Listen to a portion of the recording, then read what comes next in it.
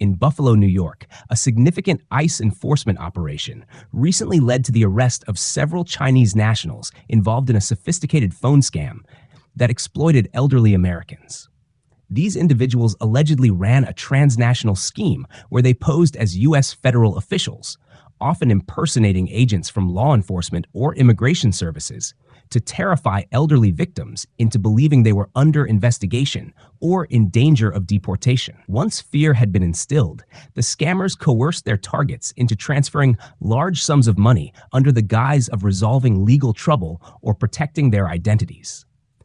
The investigation revealed that this operation was part of a broader international network operating out of multiple cities, using high-tech communication tools and scripted interactions to execute the fraud.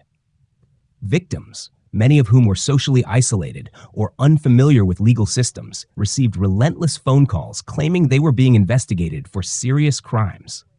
In some cases, the fraudsters sent fake legal documents or manipulated caller ID systems to make their calls appear official.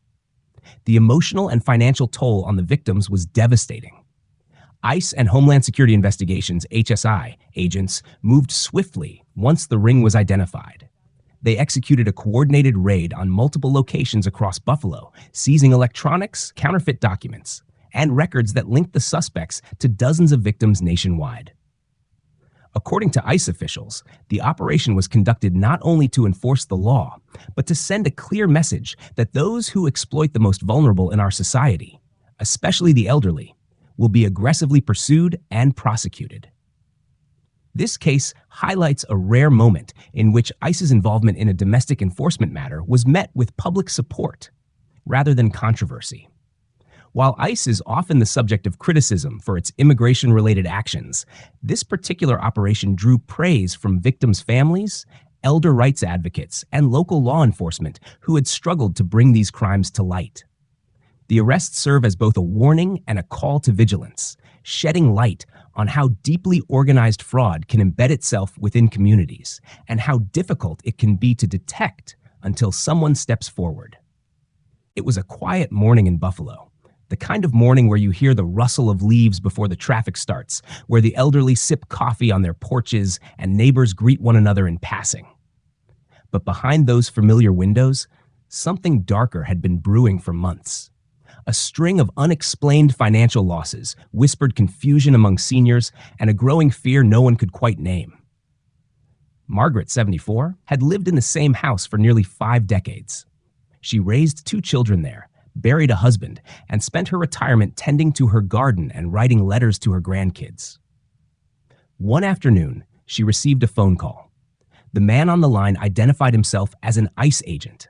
He sounded official, calm, direct, and firm. He told her that her Social Security number had been linked to a criminal investigation involving drug trafficking and immigration fraud. If she didn't act immediately, she would be arrested. She would lose everything. Margaret, like dozens of others, fell into panic. Her hands trembled as she followed instructions, driving to her bank, wiring her savings, and staying silent. She wasn't alone. Across the city and beyond, others, mostly elderly, often isolated, were being trapped in the same cruel web. This wasn't just theft, it was psychological warfare. The con artists behind this scheme didn't just want money, they weaponized fear, trust, and confusion. They studied their victims, timed their attacks, and rehearsed their lies, and they did it with chilling efficiency. In a digital world where information can be manipulated in seconds, they cloaked themselves in the authority of government to silence questions. By the time the reports reached ICE and HSI, the damage had already touched too many homes. What followed was weeks of quiet surveillance, digital tracing, and building a case sturdy enough to pierce through international layers of deceit. When the agents finally moved in, it wasn't just a raid. It was a reckoning. The raid on Buffalo wasn't just about bringing down a fraud ring.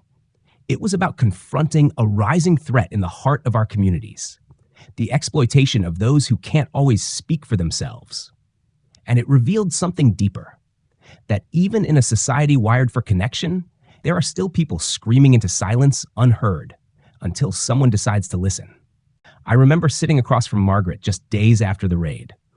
Her eyes, still glassy with disbelief, scanned a pile of legal papers and bank receipts that no longer held any meaning.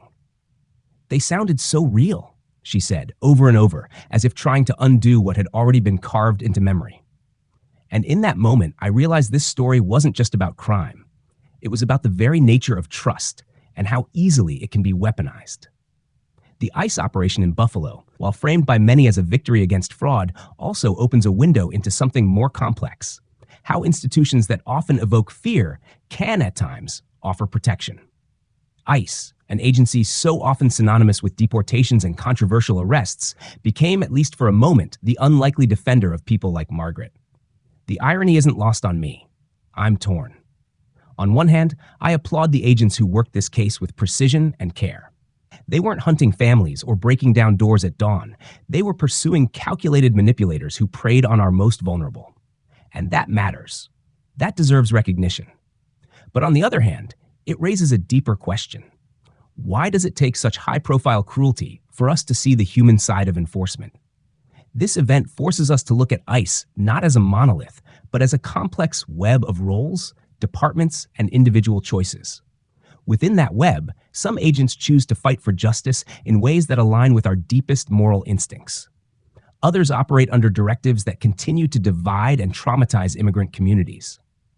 This raid, successful as it was, does not erase the pain ICE has caused elsewhere, but it does complicate the narrative. And maybe that's the point. Maybe the truth isn't as clean as we'd like it to be. When institutions do something right, it doesn't absolve them, but it challenges us to examine our assumptions. In Buffalo, ICE acted as protector, but tomorrow, in another town, they may wear a different face. That duality, that constant tension between fear and safety, between law and ethics, is what makes this story both compelling and deeply unsettling. Because behind every badge is a decision, and behind every decision, a legacy. The facts of the case were as intricate as they were disturbing. Over the course of several months, Homeland Security Investigations, HSI, a division under ICE, tracked a series of phone scams that had cost elderly Americans millions. The victims, many in their 70s and 80s, received calls from individuals claiming to be government officials. These weren't crude, easily dismissed hoaxes. The callers spoke fluent English, used spoofed caller IDs that matched real agency numbers, and referenced case file numbers that seemed legitimate. Some victims were even sent fake documents bearing federal seals. One by one, the elderly complied out of fear. Some were told their bank accounts had been compromised by international criminals. Others were warned of imminent arrest unless they cooperated. The scammers demanded wire transfers, gift cards, or Bitcoin payments, forms of currency that were difficult to trace and nearly impossible to recover. According to internal records reviewed post-raid, over 70 victims across multiple states were affected, with individual losses ranging from $5,000 to over $180,000.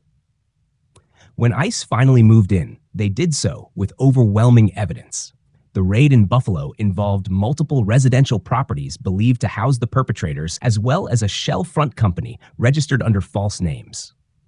Agents recovered laptops filled with spreadsheets of victim profiles, call scripts written in both English and Mandarin, and encrypted communications between members of the ring and handlers overseas. A single hard drive alone contained audio recordings of over 200 fraudulent calls. Surveillance footage and financial trails led investigators to a central figure, a 32-year-old Chinese national living under a student visa that had long expired. He had ties to similar fraud cells operating in San Francisco, Houston, and even abroad. What shocked investigators most wasn't just the scale, but the coordination. These weren't amateurs. They were part of a disciplined criminal enterprise that blended social engineering with psychological warfare.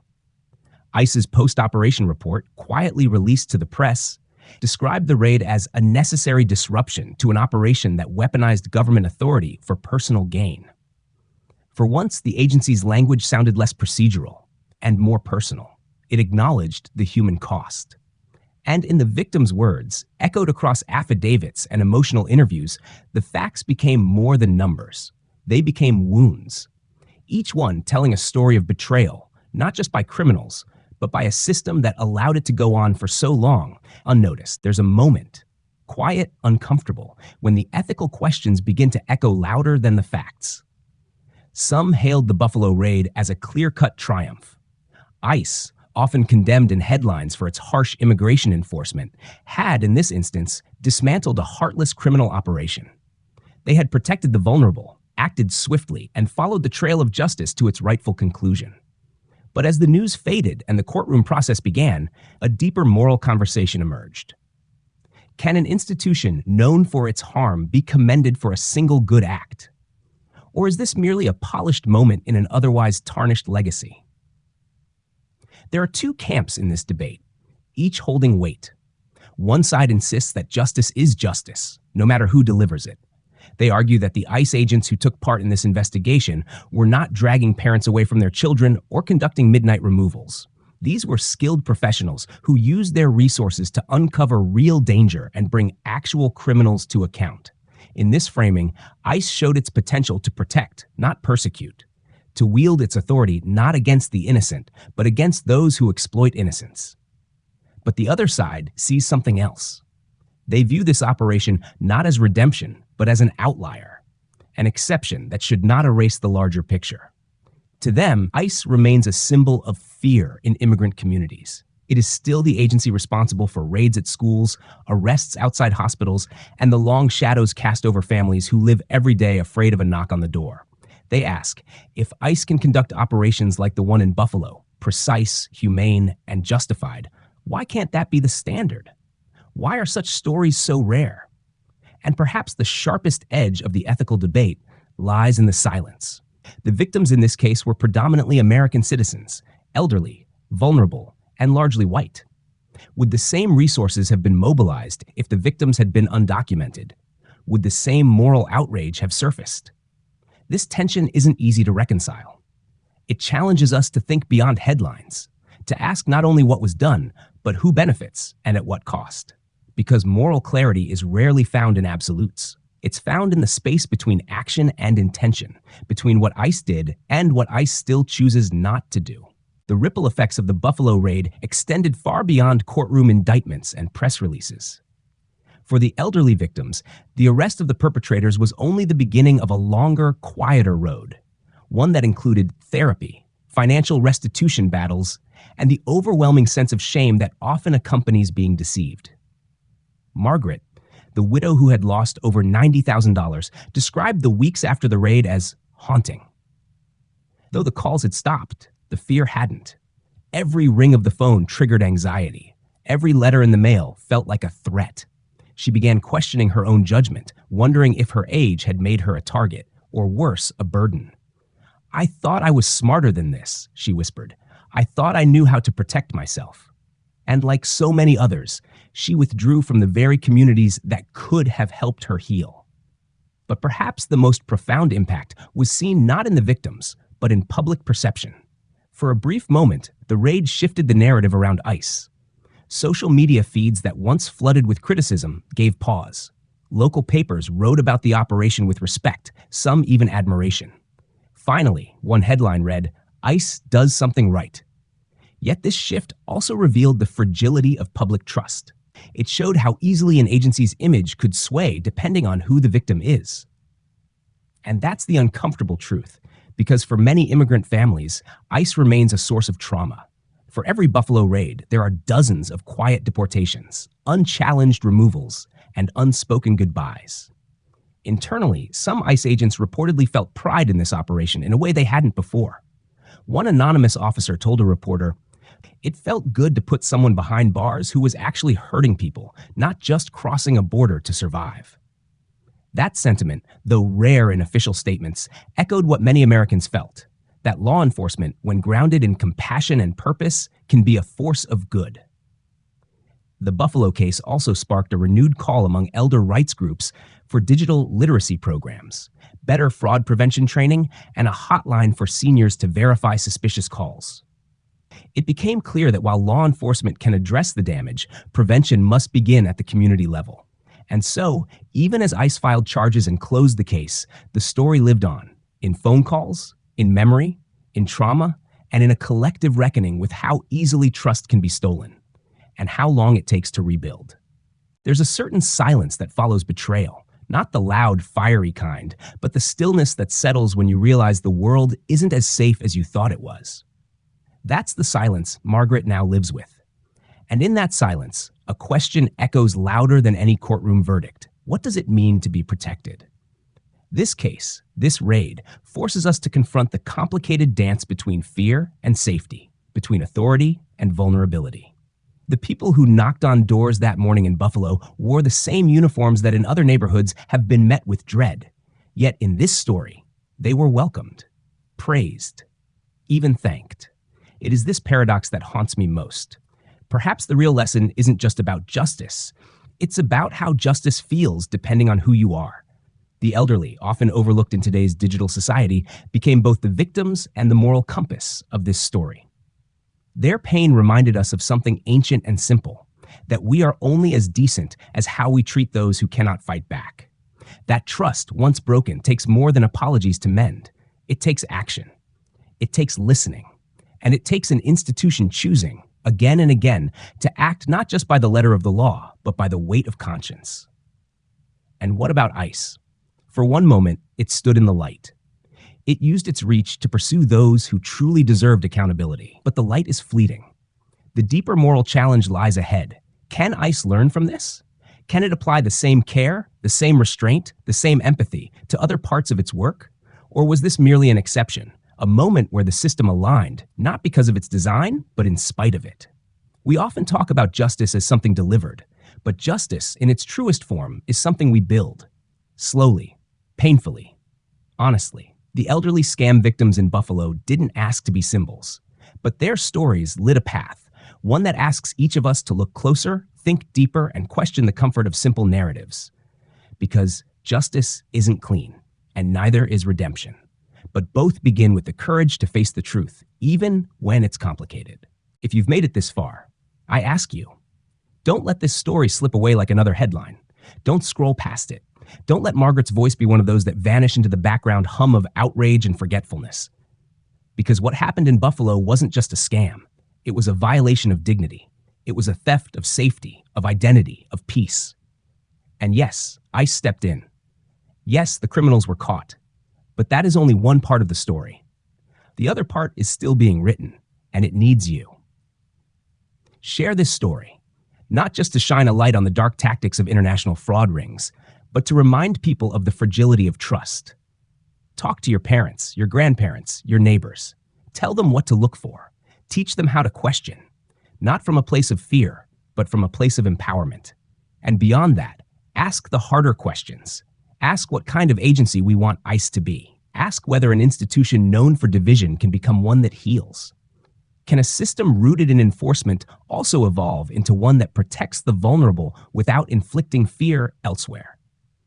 We can hold more than one truth at once. We can be grateful for the agents who brought justice in this case and still demand accountability for the harm others have experienced under the same badge. That's not contradiction. That's integrity. So let this be more than a moment. Let it be a mirror. Let it challenge us to act, not just with applause, but with purpose. Call your local representatives, support elder protection initiatives, fund digital literacy programs, donate to legal advocacy groups, and most of all, listen. Listen to the Margarets of the world when they say something doesn't feel right. Believe them. Stand with them. Justice isn't a one-time raid. It's a commitment. It's a collective promise that no one, young or old, should ever feel alone in their fear. Now is the time to choose what kind of society we want to be. One that reacts after the damage is done, or one that rises relentlessly to prevent it. That choice is ours, and it starts with you.